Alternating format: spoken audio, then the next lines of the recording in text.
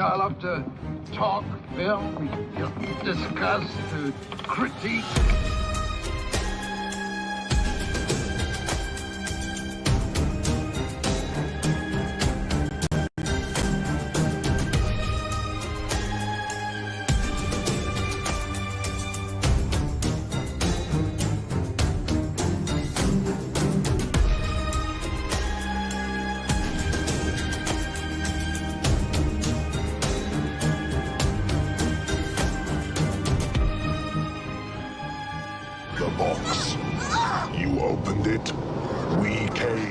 Yes, we did. What is up? What's going on, everybody? Welcome back. It's Blood Splatter Chatter here on a Thursday night. We are live drinking whatever the fuck this is. Wild Range, ladies and gentlemen, IPA with my boys again on a Thursday, as we are every Thursday with Dr. Doom's fan clubs, Mr. Stu and Cheers. Missing Link.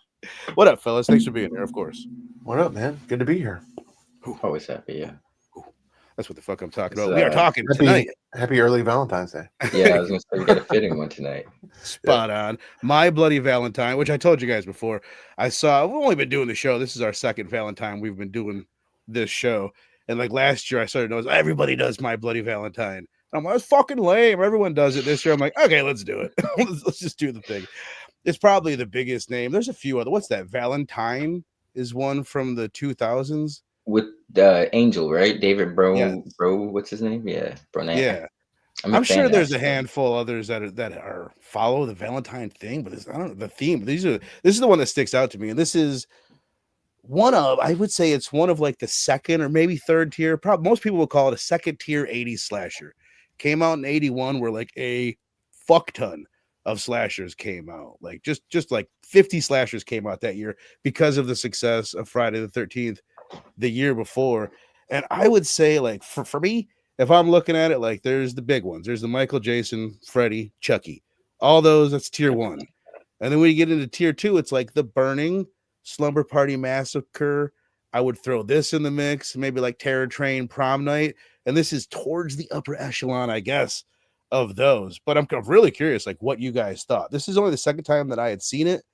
And there's a couple things I want to get to before we get into your guys' like real opinions. Is what the fuck did you guys watch and what did I watch? Because I told you before, I'm like, I tried to downplay it. Still, you're like, I wasn't sure that you were going to be able to find the uncut version. I'm like, that's not a big deal. And then I watched it. I'm like, it's a pretty big deal. It is a big deal. Yeah. It's a pretty fucking big deal. So let's figure that out. First of all, what the uncut version is, it has 3 extra minutes. Most of it is gore. So every single kill that you see in the movie, the uncut version it lingers on the gore more, like sometimes significantly more. Sometimes there's complete elements of it cut out. Like oftentimes you don't see like any gore. And those might be some of the goriest scenes in the cut version. Yeah. So, for me, just like to speak, the best kill for me was the old man getting the pickaxe through the eyeball. And that's completely tossed out. But yeah, all the little things, man. Homegirl rolling around in the dryer a little bit longer. You know what I mean? And it just that extra little added element really made a difference. You know, obviously the scene in the showers with old girl getting kind of mounted on the shower head and stuff like that. Like, yeah, I think it definitely going back and watching, I don't know, there's like a playlist of like 10 or 11 uncut scenes on YouTube. Yeah, I went and watched those after watching the edited version. And it's unfortunate too, because in the regular cut version, they do, they kind of get through them real quick, Yeah. And then sometimes what I liked about this movie is they won't have the kill right away. You'll see it kind of pay off later. But I don't know. It kind of gets lost in the mix. Like when Homeboy drops down an old girl when she's in the showers, seeing that kill and him getting the pickaxe through the eyeball makes a lot more sense. It's kind of jarring.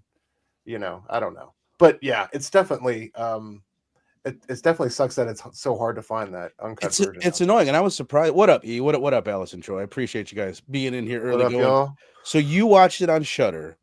And I was gonna send you guys. I looked to see if there was like a what's different, like cut versus uncut version, and like all the clips in one video. And I was gonna send it to you guys, but I saw what there was, and it's like watch these 10 different clips. I'm not gonna send those to them.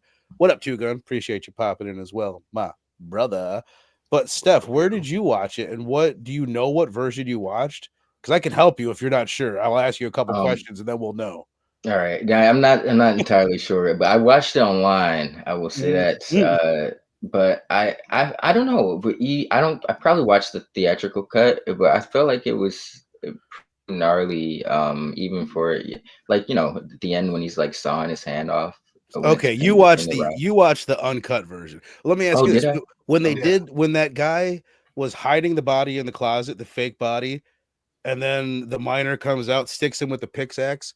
Did you see his eye? Did you see the eyeball? Yeah.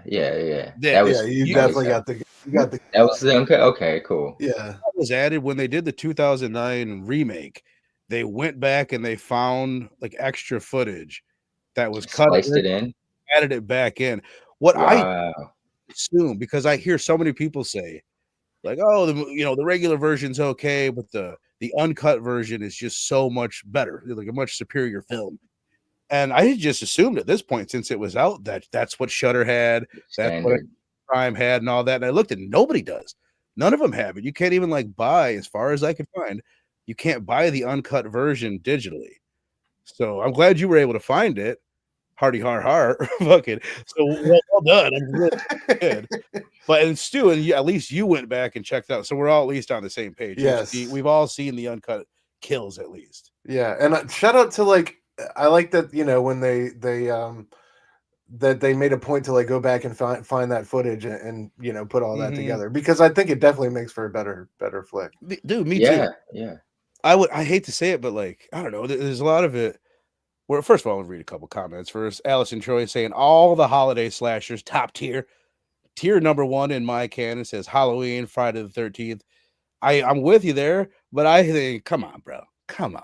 You're telling me there's not a significant drop off to Prom Night, Happy Birthday to Me, and My Bloody Valentine? I mean, I'm saying I could see why there's not. Maybe if I had grown up with these movies that way, you know what I mean? I could see if you grew up with this movie, I would put it on tier with those other ones.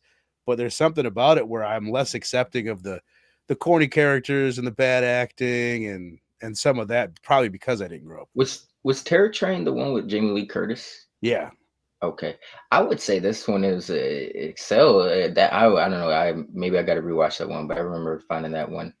It was interesting for what they were trying to do, but I felt like the execution was a little meh. This one with the edit or the uncut, I don't know. I just feel like I was pretty entertained. I like the characters were pretty cool. I didn't, I like case in point when Hot Dog Face gets offed, I was kind of like, oh, what? I was just starting to like him, type shit. So I didn't really find that happening with Terror Train. But once again, I'm more of a vet, so I might have to go back and rewatch that one. I could probably appreciate it a little bit more. But yeah, I would say that one was definitely better.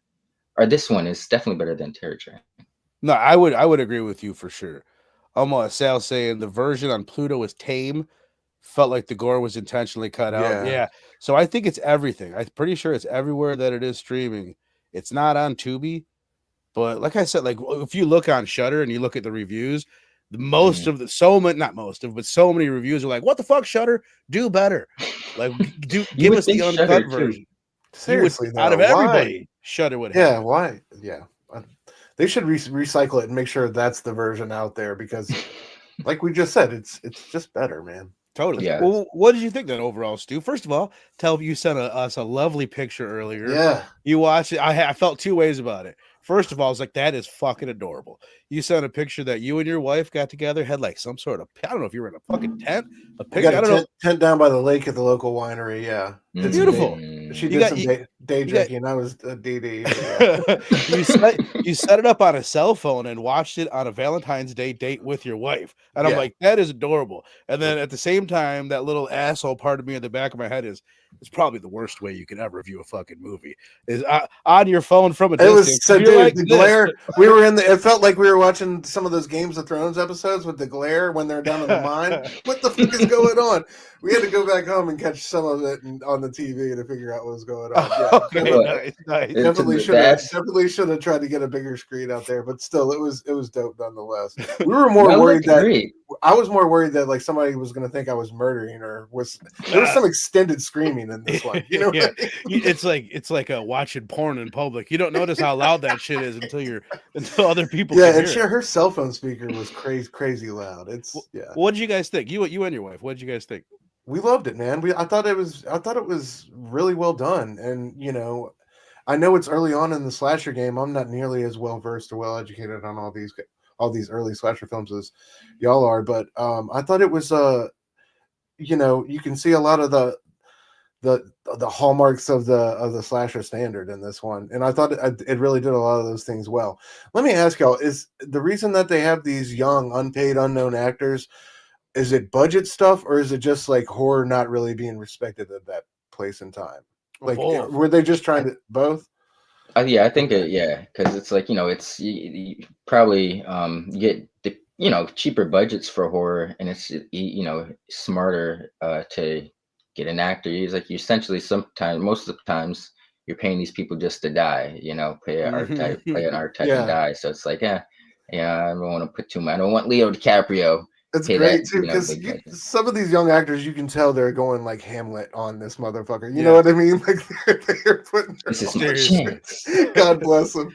But yeah, I was gonna say it was awesome, dude. it does what a lot of like slasher movies do from the era, where you have your young cast. I feel like they kind of did away with this, but there'll be like the young cast, and then there's the group B that's the older cast, and there are a lot of times there may be a little bit better actors in the older cast. Here, there is some of it. There's bad acting across the board, but like the cop who has his bad moments, he has some of the more like emotional scenes where you really have to read his face and read things on it. And I think they're like, let's get a professional for that kind of scene. Very true. Yeah, you get, in order to take them seriously. There was a moment when the dogs they dropped this shit outside the station, and the dogs are all attacking it, and he's like trying to shoo one dog off, and it's like barking at him. I was like, whoa. And he's like, I mean, they probably trained him, coached the dog to do that, but Right. he's just so stoic where he's not gonna move. He's like, get out of here. Scare me, dog. I love when he came, like, I think it was that same scene, Link, when he found the note, and the guy's like, you let the party happen, and like he's shut, to his knowledge, he's shut down everything in the town. He's like, what the hell party are you talking about? That shit was so funny, dude. For me, like a lot of like some of my favorite element of it, and this is something that I didn't remember as much. Well, obviously I knew there was the Valentine theme, but watching it now, the day before Valentine's Day, I was like, just how Valentine-y it is. The red hearts fucking everywhere, and just all the decoration. I did want to point out another thing. This is one of the best restorations that I've ever seen on a 4K movie. Like the colors are ridiculously vivid. Special features a little bit lacking. There's a commentary, there's some interviews and whatnot, but there's no like making of. But when watching this in 4K and then going and watching it today on Shudder, it was so evident how brightly saturated the 4K version is. And like in that version, I really noticed like all the red in the movie. Like everyone's got a little touch of red on them, and it didn't stand out as much to me on Shudder. Like when they're in the bar and they're all drinking, it's not Heineken, but it's a Heineken looking beer, like the green bottles. Would have never thought anything of it watching it on Shudder, but on the 4K, it was like gorgeous. Just like how much it popped in that version, all the red and all the green. But gorgeous movie. That's I thought. dope. Yeah. I wanted to ask you guys about the miner himself. I had to look. I'm like, what the fuck do people call this guy? I'm like, I guess it's either the miner or Harry Warden, or I've been going by Harry Balls because that's just a little bit more fun. But I kind of think he's super badass. Like it could have been a bigger icon. Like the look of him is fire as fuck, and then like the noise that he makes, like his breathing through his apparatus, kind of like a Vader. Yeah, it's kind of Darth Vader-y, the pickaxe and just the look of him. I thought he was super badass. Absolutely. No, yeah, and he was menacing, and it like imposing. It didn't really run after people. Not saying the slasher killers need to, but like when he picked old girl up by the face, it's just like it looked like it was like he had like crackhead strength. Question about the twist. I was like, oh shit! At the end, when you find out like his origin, thought it was just the disgruntled employee that had caved in a chest years earlier and was just back on another mission, you know. So when they had, not to get too far ahead, but the twist really got me. I was like, okay, that's kind of cool. You know, it's almost like some twisted Batman shit, you know? Yeah. Oh, Yeah. totally. Yeah. Yeah. No. Well, fuck it. Absolutely. We could touch on it now since we're talking about it. I think I'm watching it, and like I said, this was my second time viewing, and I could not remember who the killer was the whole time.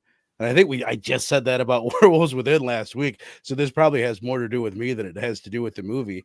But there's not a ton of red herrings. I think that's one of the things as far as the mystery goes that could have been better. Like towards the end of the movie, I'm realizing like who am I supposed to think it is? I don't think really almost anybody is hinted They at, didn't, yeah. right?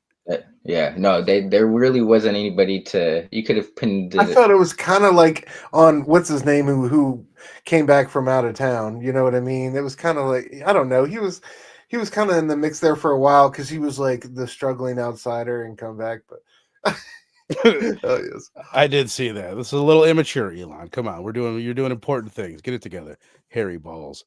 My mom. Sorry, I got distracted by the hairy balls. To be perfectly honest with you, no, I, it's good. I It's missed where good. you were at with that.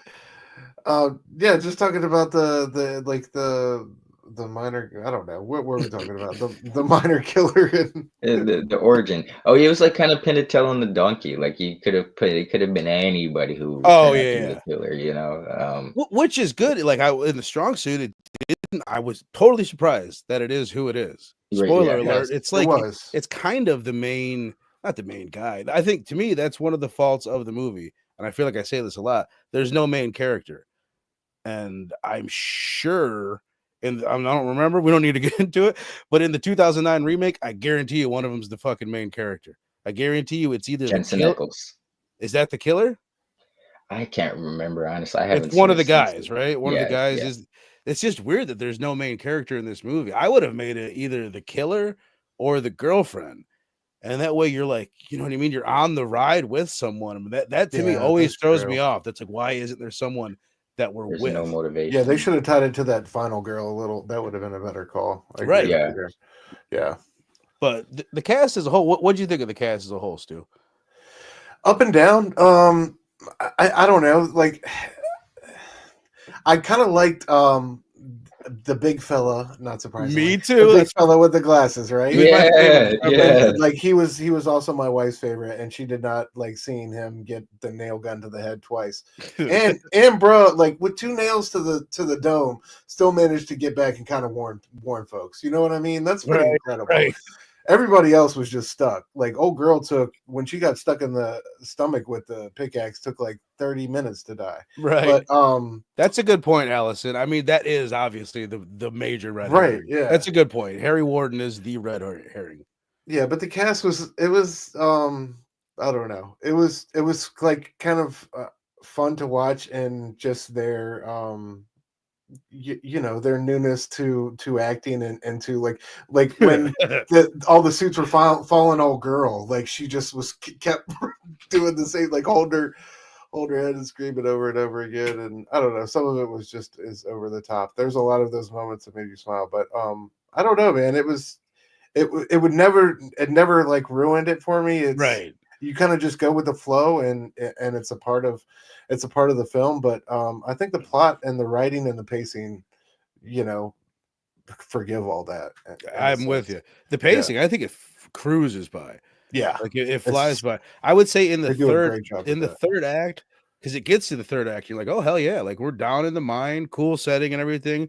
The kills are coming a little bit quicker, but there's a bit of a lag in the third act too that I think that is the biggest pacing issue to me because everything is so exciting, and then that there's a lag and then it kind of ends kind of quickly. But other than that, Yeah. it really cruises up to that third I act. heard the director they kept like the identity of the killer secret to the cast to try to maintain some I sense love of that. mystery with the A young sense of, actors. Yeah. You can kind yeah, of see So it everyone's because the on dude never edge. gives it away. You know what I mean? There's no like yeah. hint in his eye. It's not like Billy and Stu, where they Right. clearly knew and they're having these subtle things like, oh, maybe they are, maybe they're not. Like it's the dude clearly doesn't know. I thought some of the best acting in the film was these kids with their moments of grief or shock. I felt there was a couple of times where it felt when like old girl she needed the slap in the face to get right, but when she found her the boyfriend got the 2 nails in the head and she was just like felt like that felt pretty real to me. And then of course like she got the dog shit slapped out of her, but that was... What about you? Like, what do you think of the cast overall? No, I liked them. I felt they all did. They're always supposed to be party kids for the most part in horror movies, but they felt like real kids just trying to have, college kids trying to have fun.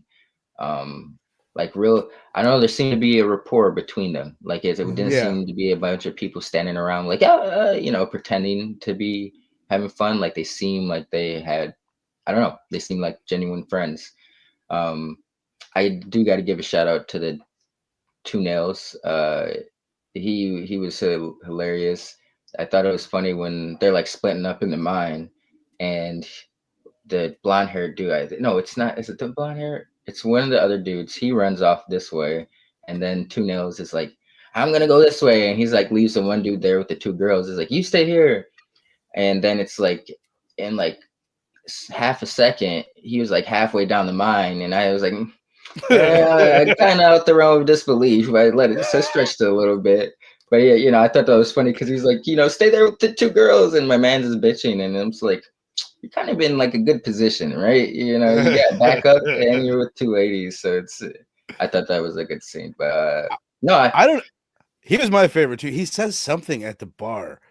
I don't know what it was. I think he tells somebody to shut the fuck up, or he says something at the bar that was like, yeah, it's my favorite character. Exactly. Yeah, absolutely. One of my favorite things is early on when they're recounting like what happened in the mine originally, and homeboy got buried. And they were like, he got buried 6 weeks. They found him after 6 weeks. I was like, did they just say 6 weeks? And I rewound it, and they were like, they found him after 6 weeks. I'm like, how the fuck did that happen? And then the next scene shows him gnawing on that leg like a chainsaw. And both Jess and I were like, I love, dude. And that's when in the cut version of it, they show that scene. They just don't linger on it as much. And there's something really fucking surreal and cool about that flashback scene. Just like the music and the vibe and kind of a wide angle so it's distorted.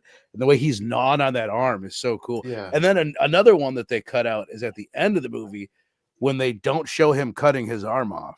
Like, to me, that's huge. And all these moments are like, absolutely, they're so quick, but they're so important to like the atmosphere. So how did they pull it off in the theatrical version of him severing his arm? She's pulling on the arm and then she just pulls it away.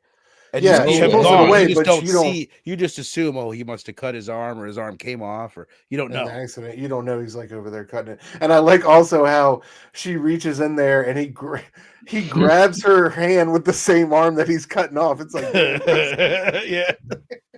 That's hilarious. Allison saying, oh yeah, she was a kid when all these came out. These were forbidden until I was old enough to bicycle to the video store and rent them on VHS. Totally, man. Like, this would have had such a bigger effect on me. Not that I'm saying it's bad or anything negative about it, but it clearly would have been a bigger deal to me, if I had seen it when I was a kid. Kenneth Bird, my brother, what up, man? Yeah. Appreciate you. I agree with that, but I was actually maybe it's because I saw the cut we're supposed to see. I was actually impressed because I thought I had seen this before, but I hadn't. It was only the Supernatural Jensen Ackles 2009 remake. Oh, okay. And the Prowler, which I know you did on Robbie's channel. I mix those two up all the time because they have really similar they have similar beats. There's very similar beats because I feel like that's why I thought I'd seen this before. But no, I was actually impressed with this. This came out what year? 81. Like 80. Yeah. I was really impressed. That's that's it, especially the uncut version. Theatrical, I feel like it still would have been a solid movie. Obviously, it had to be good enough to garner the cult following it gathered until the uncut version came out many years later. But I was really impressed, to be honest. Like, I kept thinking, this 81 is like Terror Train came out around this year. The same was year, it I'm not sure. Terror Train? Terror Train was 1980. I believe, or 81. Either way, it came out just slightly before it. Roger Ebert said one of his criticisms was this is like the seventh straight ripoff of Halloween. So it's like at the time in 1981, that's the way you could count them on your hand, your fingers. That's the funny part, that it's only the seventh. It's like, wait, just wait, buddy, buckle up. we're just getting rolling. Yeah, I don't know. It still works. It still works for me. Yeah, I mean, to me, it's almost different to look at it now that it has become so tropey. You can see the tropes that they didn't know to hit, or you know what I mean, just little things that they would have done differently that could have made it even tropier. It's not the setting in itself makes it really stand apart from all the other ones. That's a big thing, like in slasher like how movies. they line up. Sorry, no, you're good. How they line up the theme, like the heart and the box, just work. You know what I mean? That just works. And like you said, like the smattering of red throughout the film. I really got to watch that on 4K, man. That sounds like it can transform your viewing experience. It's such a different thing, man. And like I am a big proponent of watching things on phones and iPads. So don't get me wrong, but there's sometimes when I'm watching, I was talking to Robbie about it. There's sometimes when I'm watching the thing on 4K, and I just know like this is such a better experience than if I had watched it. Yeah. Like Shudder's quality or Tubi's quality can be dog shit. Like just absolutely like the worst. There'll be something that's remastered where they could get a remastered version of it. You know what I mean? And sometimes Tubi will have the old, like complete dog shit version of it. It really does make a big difference, especially in this. I thought it like the cinematography was I don't want to say fire, and it had the moments where it was fire.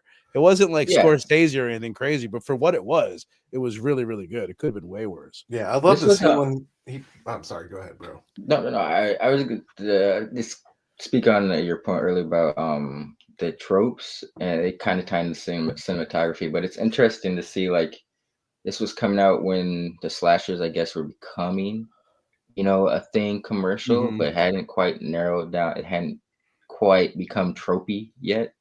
So it is interesting to kind of see like what they're kind of going for, and like what you said, what they could have done better, and what's become a trope since then, and what they tried to establish. But no, this I really loved a lot of the shot. Like once again, when my man picks her up by the head, that was a great shot scene. There's a lot going on visually with like the cuts. Oh, yeah. It reminds me of a scene in The Burning, the one where the one like bully guy gets stuck to a tree. It's a similar thing where he's like picked up and you're getting a close-up view of his face. Like it's really similar. These two are very similar. The Burning and My Bloody Valentine.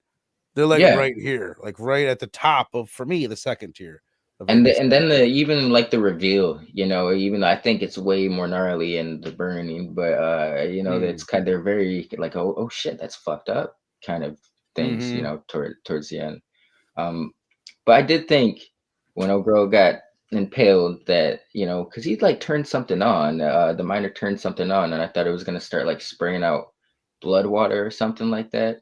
Not it would maybe, I think nowadays it would have been a little bit more visually impactful, but I was a little let down by that. I was kind of like money shot, Yeah, they could have done something crazy. And then they turned, they kind of shot it from behind. Yeah, they don't. I'm pretty sure if I remember, they don't show like jack shit in the uncut. Allison Choi says, still wonder what the backstory was with hot dog waterface guy. Yes, and the sheriff. Like, there's some. I missed it. Yeah. Fill me in. Well, they just introduce him like he's supposed to be like. You're supposed to know this character. You feel like you're supposed to be. I don't know. Almost like the hero, and it's not. I don't want to say the hero, but it's like because they went out right before they killed him. They went out of their way to be like, because he had like a little scruff going on, and he like shaved and cleaned up. He's like, yeah, I did it to get the sheriff off my case, and it's like they off his ass 2 minutes after he says that. He goes and gets the hot dog. And it's just like, what's the setup? What was that for? Right. Like they're setting something up and then killing him. Exactly. It's like, do I need to know this character? Yeah. I missed all of it. I thought it was funny that, first of all, I really liked it. Like in the uncut version, in the cut version, you don't even really see that there's hot dogs. It lingers on it in the uncut version. And then a few scenes later, you see them eating the hot dogs, and passing them out. I'm like, that's fucking disgusting. They're bro, and I didn't like put it together at the time, but she found the boiled heart in there later. That was gnarly as hell. When she like started freaking out, and I was like, they should have had a scene where someone was like, damn, these are really good or something. Right. These are different. These aren't Oscar Mayer, are they? Allison says worst acting was that blonde girl who was all he killed Sylvia and Dave. She ate all the scenery and followed it with full ass hand. I mean, that's like the main girl, right? That's the one that should have been the main girl. Her friend, who was pretty cute, she looked like Rachel Adams. Is that her name? Is that Doctor Strange's old lady? Rachel Adams? Rachel McAdams, I think. Yeah. Yeah, McAdams. she looked Yeah. like her. She was. This is the perfect example of like the acting in this movie. She has a scene. Do you remember when she's like, "I'm gonna wear it slit down to here and slit up to here"? Like she's very, very, very charming when she says that and cute as a bug. But right before that, she has some line that's like, "Oh, don't worry about it. Don't worry about it." It just goes from like dog shit acting, like, "Why is she doing this?" to like, "Oh, I see why." Like I see why she was hired, but they just a lot of time that's editing. Like it would be edited differently. Yeah, very true. She's made her appearance. Say hi to everybody. Hi. Hi. What did you think of the film, My Bloody Valentine? Did you enjoy it? Say I like hearts. I like the highs. Okay. Yes. She like it a I agree. hearts. She's got a bit of Italian in her. Everything is Yeah. I like it a hearts. Anna, you want to take this baby? But all right.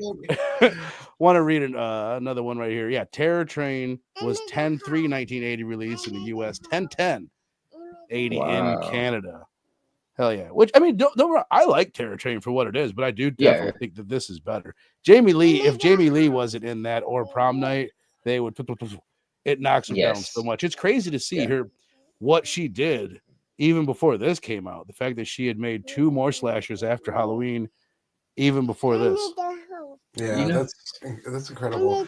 She's Is there a mass killer in that one? Do they have like an iconic looking type like they do in this? In Terror Train, there's like it's at a Halloween party on a train, so you get a lot of like there's some iconic shit. Yeah. In Prom Night, there's not really at all, but there's one that I think of when I think of Prom Night.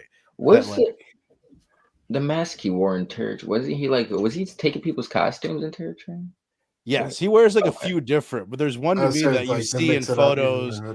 Yeah, that's kind of more iconic. He's like switching costume. It's ripe for a remake because the concept is pretty cool. You get him in a bunch of different. Yeah, like Bullet Train. Cool.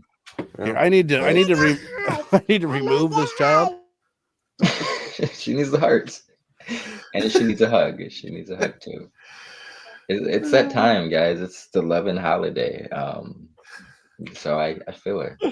Well, I was telling you guys before, we were experimenting with taking down the gate in the kitchen that leads back to this room, and it's not going well. It's went much better. Thank you, Allison. Yes, it's Groucho Marx. There's like a Groucho Marx costume. To me, that's the one I always think of that's used in like promo for it. He's a lizard and a witch at one point. Yeah. Okay. He or she. I'm not sure. I'm not sure who the killer is in that. Doom. Before I forget, there's a Blumhouse reboot in the works for this. So there's the 2009 remake that was done in 3D, which most people seem to like. I remember watching it once and thinking it was pretty cool. So that's cool. I did want to touch on The Mine.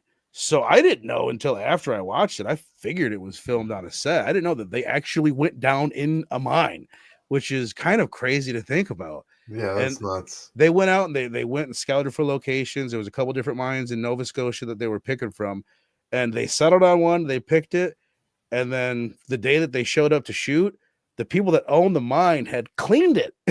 They had scraped it clean, and they were like, "What the fuck? This is what we wanted."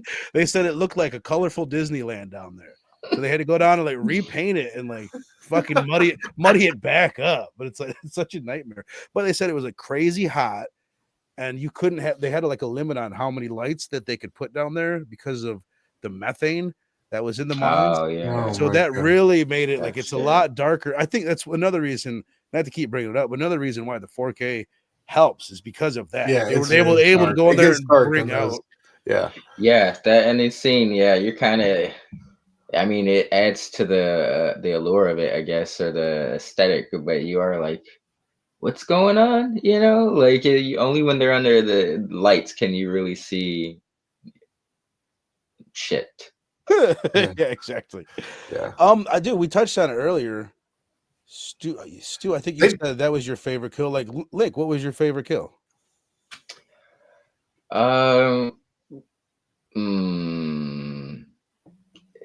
it was either two nails or the when old dude is the decapitation with the rope when the body is Yeah, thrown that off. was That dope. was That was pretty gnarly. fire. I forgot That, about that one. that Yeah. was great.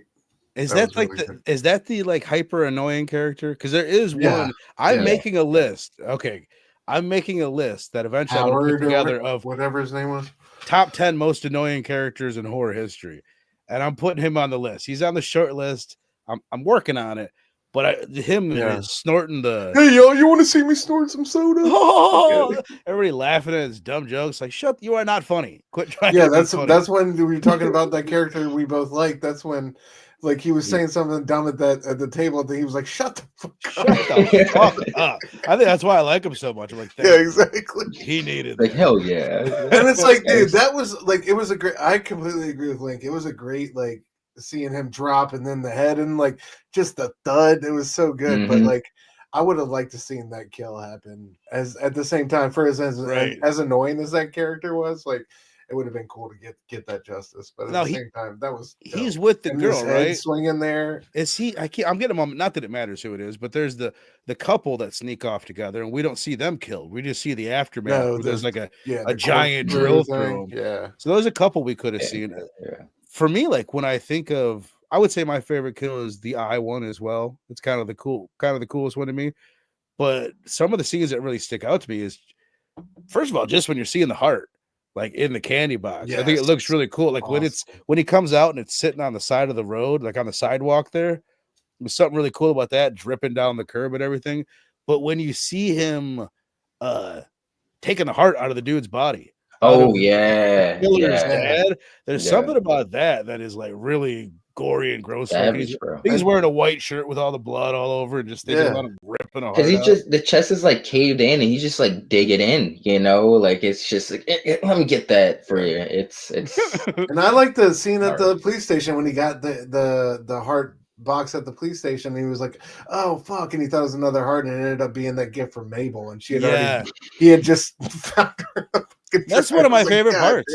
Yeah, because it's emotional. You feel that part, like that's what I'm saying. You're reading a lot on his face in that moment. Yeah. And I think it's sold pretty well. And I noticed on my other watch, just like they give themselves they give each other a little look when they see each other earlier. Mabel and the cop. There's this little like unsung love story between the two of them that never comes to fruition, sadly.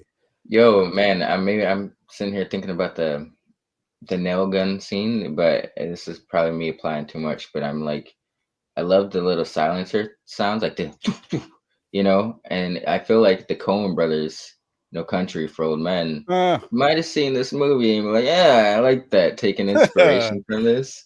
And then when he's like, the second shot, they like pan the camera back, and it's like the miner holding the nail gun. Yeah, it reminds me of like some shot of the Boondock Saints of the like Norman Reedus and was it Patrick Flannery, I think his name is. Yeah. Where they're like, or some Quentin Tarantino shit. Samuel Jackson and John Travolta, you know, like that's what I was thinking. I was thinking of them leaning over the trunk. Just that like that view, looking angle. up, an arm point like a gun pointing at it. Something about that stuck out to me is super badass too. Also, when you have the Harbinger of Doom, the old boy that gets killed with the eye thing. First of all, I like him. I like him when he's at the bar. You're all gonna die. Like I love a character like that. But when you see him, and for a second they're making it look like he is Harry Balls. You know what I mean? Like they're showing him from the floor up walking, and you think it's the miner, and then they pan up and it's him because they're all wearing the same shit. For some reason, that shot was really cool. It's like tilted and something about that. The love triangle, I thought like a little corny, but I think it really works. I think like immediately, I feel like the first time when I watched it, I'm like, this brown-haired guy, you should have never came back to town. Fuck this guy. And then on a rewatch, I'm like, oh no, the blonde-haired guy is a piece of shit from the get-go. Like the brown-haired guy, I'm totally on his side. So I think that was actually, for what it is, it's pretty well done. Yeah. I mean, because to be honest, that could have, because you see that archetype kind of played with quite a bit nowadays in horror. It's like I feel like that might have been like the start of that trope, or you know, where it's that, you know, you even got something like that in Freddy vs. Jason, where it's like right, kid from the institute. He's like the good guy with the get the crush on the girl, but she's with the douchebag boyfriend, and it's Right. like You I do mean, there see that wasn't really a movie. love triangle, but yeah, You see, I mean, it's a trope. Friday the 13th, 2009. There's that. There's the Yes. douchebag that shows up. Yeah, I like how Oh yeah, he great had the call, Allison. bandana trapped around his neck whole time. Oh no Yeah, shit. I love that too. Yeah, Tarantino says this is his favorite Yeah, he loves slasher it. movies of his favorite 80s slasher. Axel swooped in and picked up on Sarah. The second TJ ran off, he's scum. She was gone. There's a scale, man. It's a lot like that hot crazy Venn diagram we talked about. How hot is she? She doesn't how, want you how anymore, long is it? man. It's a I mean, three-way though. and How hot is she? How long's he been gone? And how close were you guys? it was a So it's like- participating. She was a participating party as well. It's not like he forced her. I mean, what's that say about him as a friend? Were they friends before that? I And he think kind of came back. so. I think Yeah, so it because seemed I like think it. they kind of imply that in their little harmonica bit, where the one Oh, starts okay. riffing and the other one just jumps in. They're like, "Damn, you guys will start a fucking little family band." They're not too bad. So I mean, Allison does got a point because it's like if it's a friend, yeah, it's how good of friends are you? But at the same time, how much Yeah, you Axel value can your fuck up. friendship. Axel's murdering everybody, man. He can get the fuck out of here. Right? Yeah, exactly. She says TJ was one of my first slasher crushes, so she may be biased just I'm a not little mad bit. at you, bro. She says you've seen the dudes in that town. She was very limited in Yeah. choice. What Yes. she's gonna do? Have a baby with Howard? Fuck no. Right? Yeah, right. It's just like the Beans prototype. Beans from Even Stevens. Terrible, terrible person and character. I think we did it, man. I think we done did it, boys. My Bloody Valentine, 1981, cut Awesome. and uncut Awesome slasher. versions. Yeah. I feel like we've covered them both. I'm glad you liked it as much as you did. I'm glad you both did, man. I definitely did. I'm glad that I purchased this fucking thing because this is one of those that this was a FOMO purchase. Like once I got hip to these goddamn slips and that they go away, and if you don't buy it right away after the first few months or whatever it is, you don't get the slip. So I'm like, oh, I'll buy it. I'll just Aftermarket prices. The what? This man. This is what before I started doing Dylan's Horror Show with Robbie and my friend Link and fucking Fable back in the day. I used to take these when I would buy this fucking Awesome. the slip cover. I used to take them off and throw them away. Every movie that I got, but it's getting between me and my fucking movie. Why do I want this thing? Same. And then I found out that that's like the collector's part of it. And once I knew that, I'm like, no, I wanted all my slips. And that's just, I got that OCD part of my brain where now, like, if I look at my collection and I see, like, I got Cujo on 4K, doesn't have a slip, so it's not as cool as this one. This is just a cooler product. Slip does add. I don't. It is. Well, it's like a double-edged sword because I do too. Find it irritating. It's like I gotta take this off to get to my shit, but it does. I do find it cooler with the slip. I'm like, yeah, it seems it's worse putting it back on than it is taking it off too. Yes, it's one thing. It just pops right back off when you go to put it on. You gotta like, what the? You gotta like, yeah. Fucking fit on the first time. I got it off with no problem. All right. All right, let's go out and rate this bad boy out of 5. Get up out this bitch. We're going to announce what we're doing next week. Very excited about it. Very excited about it. So stick around for that. But Stu, my brother, kicking us off. Out of 5, what are you giving My Bloody Valentine? I'm gonna go 4.25 for me, man. It was a fantastic film. Like I said, really well paced, well written. Some of the performances are underwhelming, but entertaining enough. And some great kills, great villain. Great setting, simple enough story, but really effective here. And I really enjoyed this one. I know it's legendary in the slasher genre, especially when it comes to the 80s. So I was glad to watch this one and have experienced it. So yeah, 4.25 for you, boy. Hell yeah, brother. 4.25 from the Stu. Allison in the chat giving it a 4.5. Says he killed Sylvia and Dave. Yeah, it is funny the way he says it. There's something funny about. You know what else? There's something funny about. He says when he's upstairs, and it's the killer that says it. I'm just realizing they realize that the body is in the fridge, And everyone's freaking out and running, oh, there's a body in the fridge, there's a killer on the loose. He goes, it's Harry Warden, everybody get the fuck out of here. Something about it. Harry Warden's back. Get the fuck out of here. I tried to find that clip because I wanted to end the show with it. I wanted the outro just to add, and then it come out, Harry Warden's here, we got to get the fuck out of here. Something hilarious about it. What up, Christina Payne? Appreciate you popping in here. What up? Slash that like button, as Christina likes to say. Appreciate that. Hit that like button while you are here. Helps us out a whole shit ton. Sorry, a 4.25 for my man Stu. Where you at on it, Link? I'm right there with Brother Stu. 4.25. I'll say spice it up with room to grow. I think it is an interesting film. It's a great film, entertaining, but I think it's interesting to look back at like we were talking about earlier, how this was coming out, when slashers it wasn't quite commercial yet, but it was on the verge. So it's interesting to see what they were trying to take from what was established at the time and what they established themselves, and what tropes have been picked up from them since it's come out. But it was interesting to see that you could see the inspiration from things like Halloween, but they weren't trying to rip it off. They were just like, it was an idea, a light bulb came on. They're like, okay, we can do something like that. But it wasn't it wasn't a rip off. You know what I'm saying? It was inspired by, so I respect that. Yeah. It wasn't a genre yet. I mean, it was, but they didn't even know that it was. I bet people weren't even calling them slashers yet. Yeah. It was like, I think they were finding out right around this time that, this is a genre. Yeah. And of course it's just like any action movie, like Lethal Weapon and Die Hard. How fucking different are they? I mean, I guess maybe they are, but you know what I mean? They're going to hit a lot of those same beats. And they're both awesome. They're both 5 out of 5s. So Right. yeah, it was the beginning of a genre. And that's why I think like the 80s ones and the 81 ones are so cool. I say it all the time, but they didn't know the rules yet. They hadn't seen Scream. Did sorry, but you bringing up Die Hard and Lethal Weapon. Lethal Weapon came out after Die Hard, right? Or before first, I believe. Fuck, I don't know now.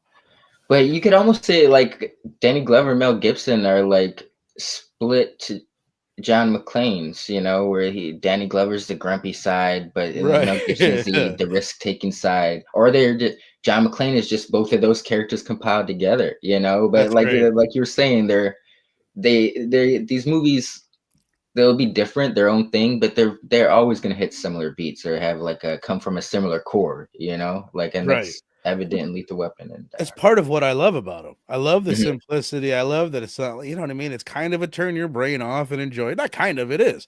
It 100% is a turn your brain off and just enjoy it kind of a movie.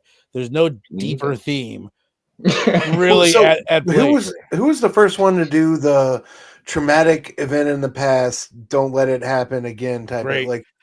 Who was the first one to establish that template? There is a movie, I won't say which one, but there is, I don't know if it's the earliest, but there is an Argento movie from the 70s that does the exact same thing, where at the end of the movie, you get a flashback where it shows you that this kid witnessed a murder when he was a kid, and that's why he's doing it. So, I mean, there's also, it's part of the same thing you see in a lot of 80s slasher movies where it's like the prank gone wrong. Everything is something happened in the past. Mm-hmm. I don't know exactly how it happens in Dressed to Kill. It might be Link. I don't remember his exact motivation. It's a very similar, like in Terror Train. Won't spoil it, but there was a prank gone wrong that happened at the beginning that comes back. A lot of prank gone wrong, and then like take it to Halloween. Something happened when he was a child. There's always this flashback, and then we come to the present to find out how the past is affecting the present. But Argento, I don't know. Anybody in the chat or anybody in the comments afterwards, if there's an older version, older than the Argento movie from 75, then let me know. I don't want to spoil it. Allison Troy saying this is Prom Night. This and Prom Night are sort of the prototypes for red herring trope. They came out pretty close to each other. Were both filmed in Canada roughly at the same time. Hell yeah. We will be embarking very quickly here in the next few weeks on our Road to Halloween series, where we're going to go through Mario Bava, Dario Argento, all these Italian horror movies that are, most of them are murder mysteries. So they really did the red herring stuff before. Prom Night is kind of doing Deep Red and Mario Bava and the Italian giallo thing. It's always annoyed me in Scream when Randy only referenced Prom Night. Like, come on, kid. My Bloody Valentine too. It's funny. Kevin Williamson, who has nothing to do with Joshua Williamson, he's not even that big of a fan of Prom Night. He in interviews, he's like, I don't know why I picked Prom Night. I heard Because everyone Quentin asks Tarantino him all the time, like, do you love Prom Night? He's like, references. not that much. What was that, Link? No, I was quoting him. He's like, I heard Quentin Tarantino talk about it one time, and I was like, I'll throw in this horror movie. Mm-hmm. She's spot on. Allison also says Hey, almost Brad. I all got the it. holiday slashers have a past evil that informs the present. Yeah, and that's pretty much what it That's is, true. man. Yeah. That is the deeper thing.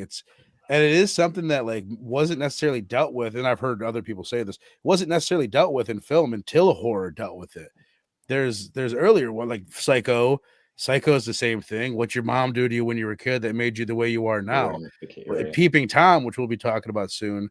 I think that's a similar thing. But yeah, it's one of the first things to deal with. Oh, maybe how we treat kids affects their adult life. I missed this one earlier. Sal give it a 3.75 for the cut version, but I'm sure higher if I see the uncut, which brings me to my rating. It will be, bro. I'll give the uncut version like a 3 or a 3.25 just because it's so much more annoying. And I swear, man, the atmosphere, there's a lot of different factors. I watched it in a different environment during the day, yada, yada, yada. But just like I felt it so much more when I watched the cut version. But I'll give the uncut version, the deluxe edition, collector's edition, I'll give it a solid 4. I would say it's a top 10 80s slasher for me. So a 4.25 from Lincoln Stew, a 3.75 from my man Sal, and a 4 from me, a 4 from Pedro, 4.5 from Allison Troy.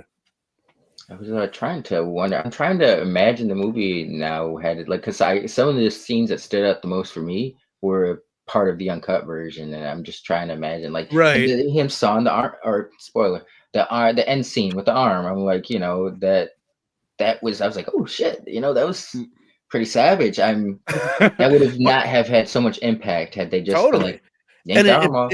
I think it builds too. Yes. Like once you see, like, you know what I mean? You see the first kill and you start anticipating more and more and more. Plus, there's something about like watching the uncut version and then a couple days later watching the cut version. You're like, yeah. I mean, it's even worse to me. This is fucking ridiculous. Why would you do that?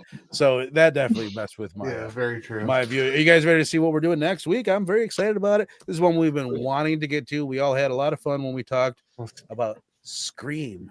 So let's talk about Scream 2 next week, next Thursday. Oh yeah, dude. Hells yeah. It's very excited about it. So we'll be doing Scream 2 next week. I love it. Fucking love it. Probably my second favorite one in the series. We'll debate that. I might watch a few more this week. I might go full fucking Scream mode.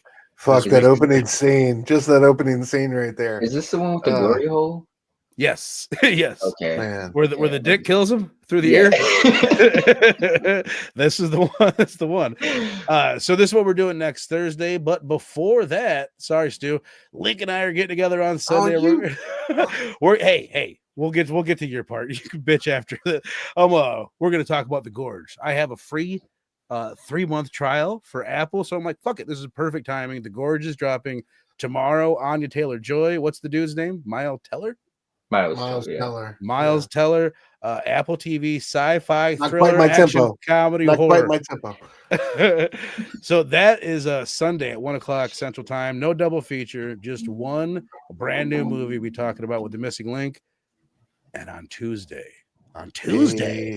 this is the announcement, ladies and gentlemen. Here, the official announcement for Panels of the Damn. Oh, nice. Oh, nice. So very excited. Dr. Doom fan club, Stu and I, we're starting a new show. It's just going to be a monthly show that's going to go back and forth between our two respective channels. And the first episode is going to be Tuesday night, this coming up Tuesday, the 18th, I believe, something like that. Yep. Tuesday the 18th at 8:00 Central Time, 9:00 Eastern. We're going to be doing 30 Days of Night, the graphic novel, the 3-issue graphic novel, and then the follow-up 6-issue miniseries to that is 30 Days of Night, Dark Days.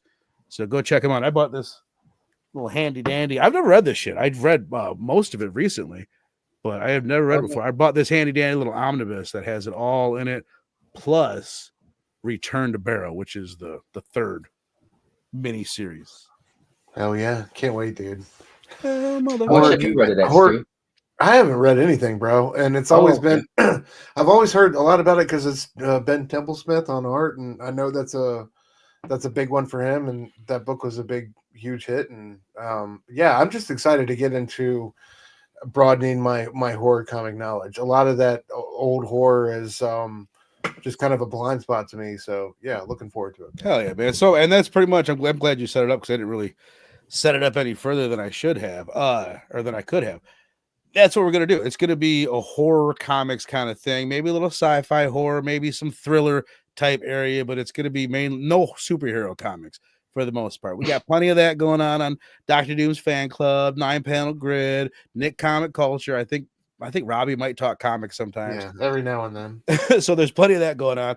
But yeah, this is gonna be the spot each and every month here and at Dr. Doom's fan club, talking horror comics. Super stoked about it. For me, and like it's not like I think you would think, oh, Verno got back into comics, so he wants to do a horror show. Like, no, not at all. This is a way to get me to get back into comics. Like, this will force me to read some shit because I love comics. I love them to fucking death. Simmer on it, but do the 28 Days Later Boom comic series next. And they also did a graphic novel, but that'd be kind of cool because it's like, this is vampires with the numerical title. Then you could do zombies with the numerical title. That's awesome. Cool. I didn't even know they had comic books. Neither did I. Oh yeah. I get them mixed up. I used to, like before I got deeper into horror, 28 Days Later and 30 Days of Night all the time. One of my favorite memes is like, I do not understand this trilogy. It's like 28 days later. Like, wait a minute. The fuck? That's funny. The same thing with X and X2 and Triple X. It's like, this is the most confusing trilogy. State of the Union. Yeah. What? A couple more comments from Allison Choice. This is, I think because slashers were usually young adult / teens, the sins of the father or mistakes of youth trope works a lot better than it did before. Horror before the teen slasher cycle was adults. Hell yeah. Definitely. And that's something that Wes Craven carries into his other works. Like the sins of the father is so prevalent in all of his works. Also, usually some boring ass white dude investigating crimes or the murder of some sweet young thing. Slashers were kids in danger because of their parents and usually have to deal with it themselves. That's a great point. A lot of what we'll be seeing when we go through the Road to Halloween series is that it was horror movies made by adults for adults. And it wasn't until you get Halloween, and then it's a mixture between like Halloween and then the John Hughes movies. The combination of those two things is what like makes the teen slasher a thing. Like when did John Hughes come out? Do you guys know?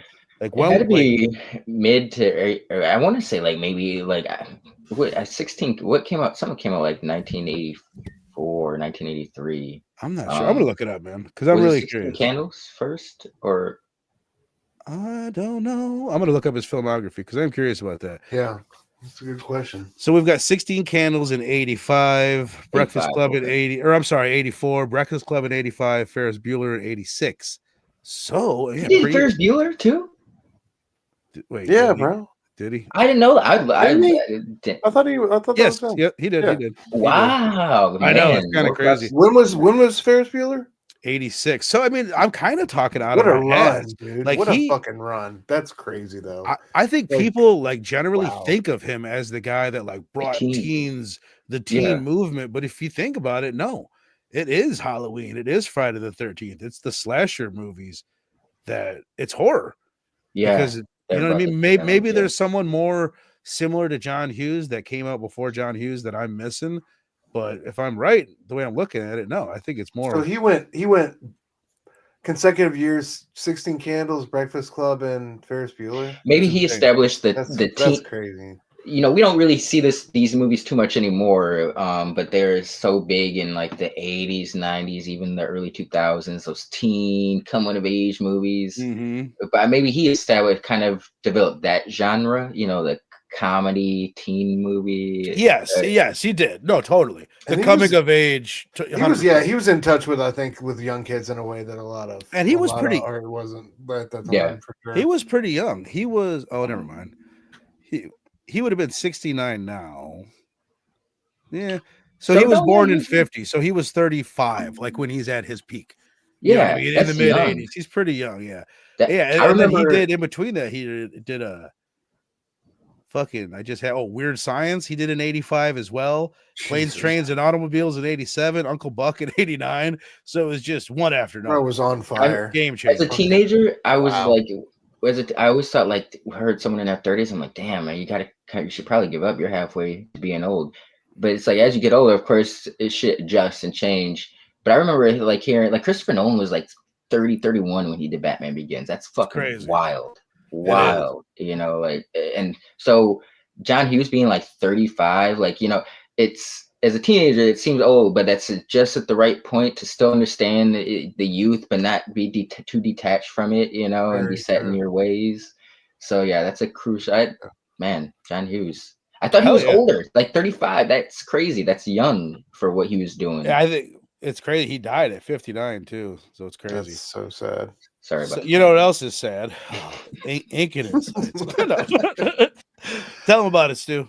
Yeah, man. Every Wednesday night, 9:30 p.m., me and my boy E from 9 Panel Grid talking our new favorites from Marvel, DC, Image, and the Indies. We had to take a night off last night because my boy's sick. E, hope you're feeling better, brother. Oh, poor Yeah, fellow. man. Yeah, he's down and out, but he's on the comeback. So you'll see us again next Wednesday at 9:30 p.m. Eastern. And then I got Surrounded by Short Boxes, just dropped a new episode of that featuring Fantastic Four number 257. This show is just spotlight on my favorite back issues and what I love about them so much. So yeah, come join me and watch Galactus Eat a Planet.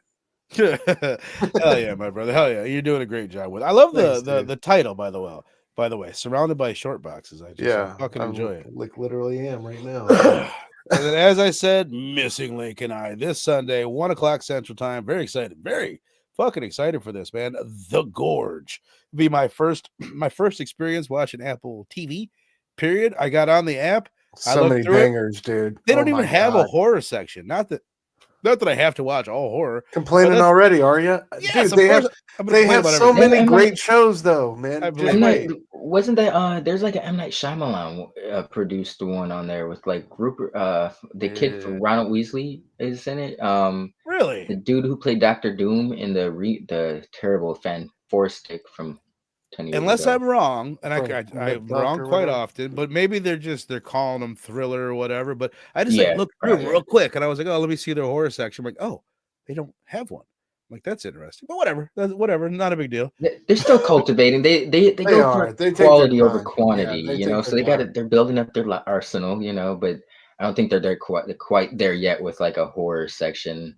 Like, you know, they have it is kind of sporadic because it's like you'll have Ted Lasso next to like Silo, then Severance. Silo is so good. Those are all three of those shows. I love them. Like Apple Plus, the best out of all the streaming services, honestly. Damn, man. Well, I'm glad I got this little 3-month free trial then. So also, my man Missing Link, I'm looking up right now just to make sure we get it right. At Missing Link _comics on Instagram. My brother. Yes. You got anything else coming up? Anybody on a PCP movie night this week? I think yeah, Steve. I'm on for Monday. The Limey? Is that Limey? Yep, I'm on for that. One of them's coming up. I know, but not the Limey. I know I'll be around. Yeah, I'll always be around. You'll see me here and there. Yeah, thank God, because I'm gonna need you on Sunday. Sorry, Stu. Sorry, wish you could. Hey, no, it's fine. It's like we all talked about how excited we were for that or anything.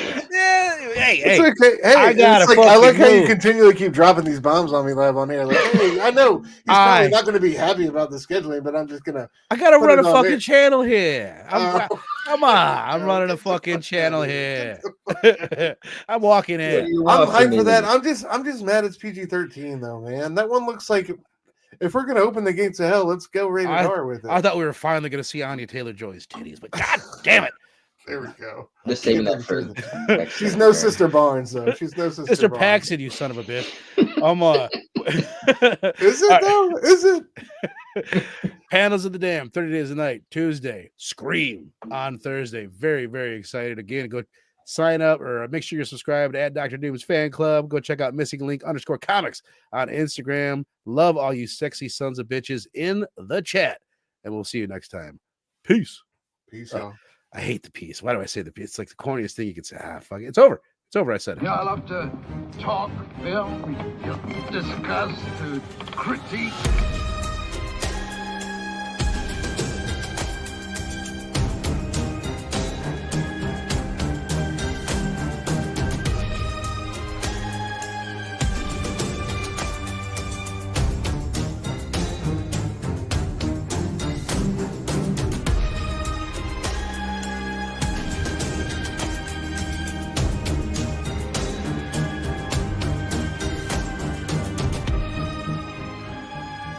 The box.